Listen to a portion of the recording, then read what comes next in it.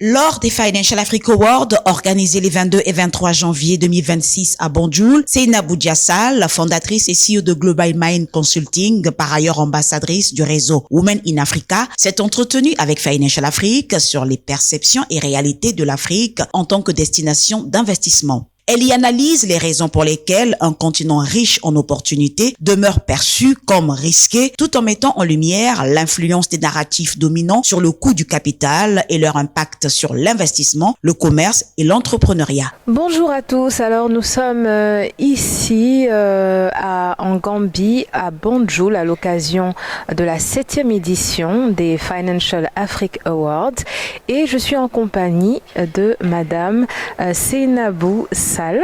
Alors bonjour Madame Seynabou Sall, est-ce que vous pouvez vous présenter s'il vous plaît? Bien sûr, Seynabou Diassal, CEO du cabinet Global Mind Consulting, qui est un cabinet de conseil en stratégie et relations publiques, qui a le plaisir d'accompagner depuis 15 ans déjà les acteurs économiques, institutionnels qui ont tous pour similitude ou point commun d'accompagner, de contribuer très directement à la transformation de nos économies africaines. Donc ce que nous faisons concrètement, c'est de les aider à amplifier et à valoriser l'impact de ce qu'ils font sur le terrain et à traduire finalement aussi la stratégie, l'ambition qu'ils portent. Alors, Madame Sall, première question, comment expliquer qu'un continent aussi riche que l'Afrique est perçu comme risqué? Alors c'est une très bonne question. Je pense que cette perception du risque, elle vient aussi de qui perçoit.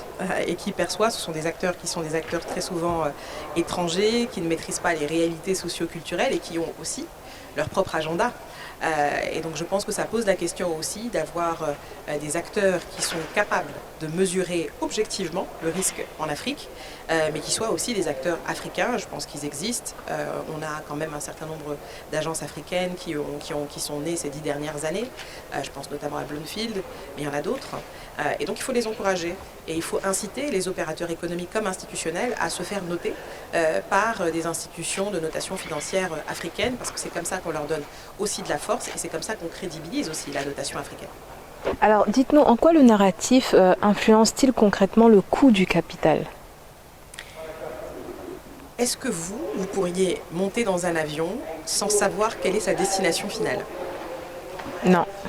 Clairement pas. Vous ne pourriez pas non plus monter dans un véhicule sans savoir où est-ce qu'il va, quel est son objectif et quel est son itinéraire. Et bien c'est la même chose. Je pense que l'Afrique aujourd'hui doit parler d'une seule et même voix. Elle doit avoir sur les sujets les plus stratégiques pour le développement de ses économies une parole qui est commune, qui est réfléchie, une ambition qui est assumée, mais qui est surtout partagée. Et je crois que le fait de pouvoir construire son propre récit, d'expliquer au reste du monde quelles sont nos priorités, quelles sont nos ambitions, quels sont nos challenges, quels sont nos défis, c'est la meilleure manière finalement de se positionner et de s'imposer à la table, pas comme étant des spectateurs, mais comme étant des acteurs actifs de la transformation de nos économies dans nos pays. Donc il s'agit en réalité d'inverser cette perception qui est une perception biaisée, très souvent péjorative et qui ne correspond pas du tout à la réalité de ce que nous voyons. Aujourd'hui, nous sommes à Banjul. J'ai été particulièrement séduite par le dynamisme qui est en train d'être insufflé en termes d'infrastructure. J'ai entendu le président nous rappeler ce matin à suffisance qu'aujourd'hui, en guise de priorité, infrastructure. Donc ça veut dire qu'on sait se fixer des objectifs. On doit encourager les opérateurs économiques comme institutionnels à se donner les moyens de matérialiser ces objectifs-là. Et pour ça, il faut aussi qu'ils cernent et qu'ils comprennent et qu'ils mesurent l'importance d'avoir une meilleure maîtrise de leur image. On parle de plus en plus de brand country, on parle de brand image. C'est un enjeu qui est crucial. Et la réalité, c'est que les autres pays l'ont compris. Les grosses puissances internationales, que ce soit la Russie, que ce soit la Chine, que ce soit les États-Unis, s'imposent aussi autour de table parce qu'ils ont compris que l'influence se joue dans la perception. Et donc la meilleure manière de s'imposer au reste du monde, d'imposer son point de vue, sa culture, ses décisions, ses intérêts, c'est aussi de savoir créer et construire son propre storytelling. Est-ce que le rêve africain existe ? Je pense que plus que le rêve africain, il s'agit de la vision africaine qui existe. Ce qui doit concentrer l'essentiel de notre énergie, je pense que c'est le fait de nous asseoir ensemble et aussi probablement de prendre le temps de structurer et de formaliser cette vision africaine. Parce que l'union fait la force. On est dans un environnement où on essaie de nous faire croire que chaque pays doit avoir son propre agenda. Alors bien sûr, évidemment, chaque pays a ses propres atouts, a ses propres priorités, mais la question, c'est plus de dire quels sont les points qui nous rassemblent et comment, sur ces points qui font consensus, on peut parler d'une seule et de même voix. Et je crois que si on arrive à nous accorder là-dessus, on aura plus de chances de réussir à apporter de vraies solutions à cette jeunesse qui... Plus de 75% de nos populations, ce sont des jeunes. Ce sont des gens qui ont moins de 35 ans dans nos pays, dans la plupart de nos pays. On doit leur offrir un autre avenir. On doit leur montrer que la construction de notre continent se fera avec eux, pour eux, et pas de manière complètement, idéalisée par d'autres acteurs qui ont souvent aussi des agendas très personnels.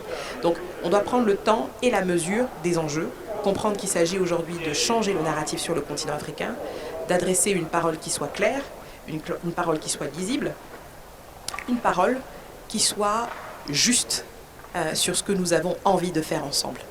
Et bien sûr, capitaliser sur les forces, sur les atouts de nos pays, savoir les vendre, savoir les valoriser, parler des réformes aussi, puisqu'il s'agit pas uniquement d'en créer, mais il faut aussi savoir les vendre, les expliquer pour que les investisseurs étrangers puissent se sentir suffisamment à l'aise pour se projeter et venir investir dans nos pays.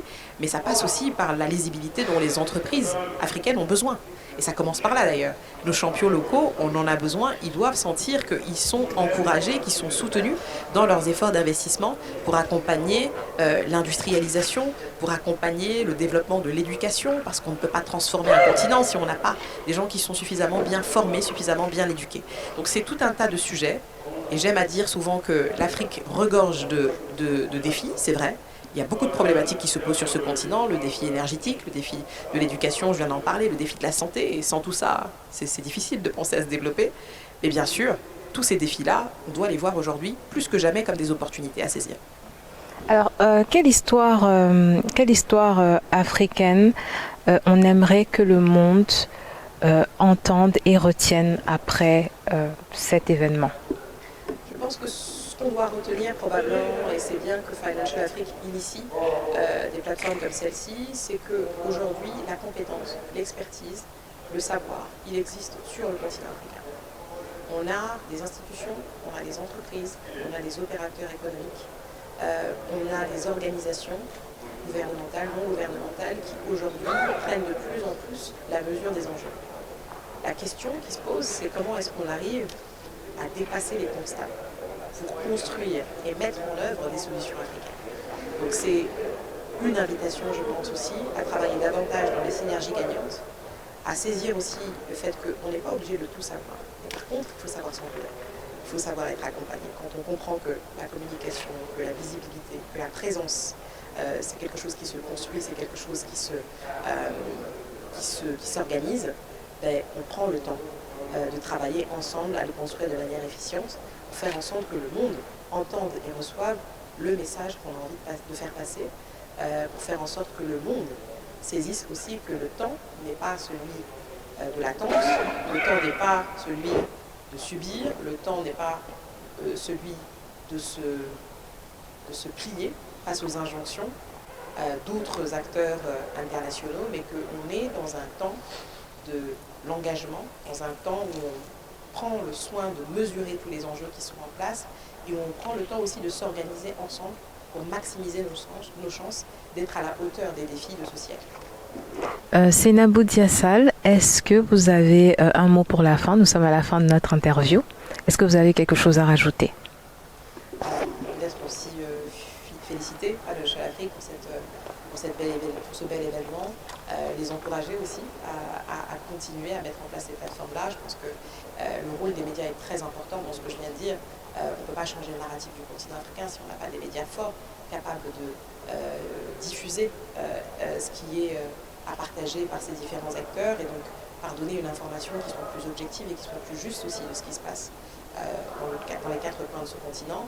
Ça, c'est la première chose. Et la seconde, c'est que on doit prendre le temps aujourd'hui de comprendre qu'on n'a plus le choix. Maîtriser son image, maîtriser son récit et son narratif ce n'est pas de la cosmétique, ce n'est pas du marketing.